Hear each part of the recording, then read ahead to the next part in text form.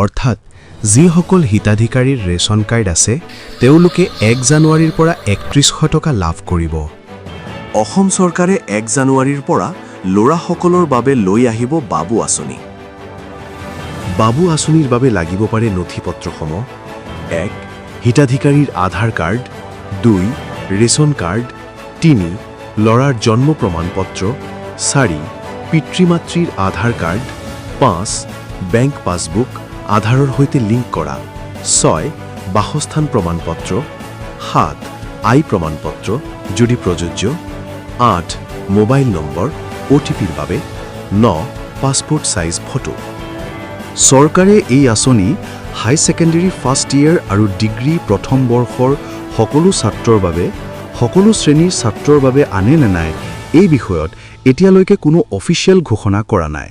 লগতে 1 জানুৱাৰীৰ পৰা দালি, চেনি আৰু নিমখ লাভ কৰিব মাথো 100 টকাত। আৰু PM কিষাণ যোজনাৰ 22 নম্বৰ কিস্তি ফেব্ৰুৱাৰী মাহত লাভ কৰিব নেকি? এতিয়ালৈকে কোনো অফিচিয়েল ঘোষণা হোৱা নাই, কিন্তু যোৱা বছৰ ফেব্ৰুৱাৰী মাহতে PM কিষাণৰ কিস্তিখন সোমাইছিল।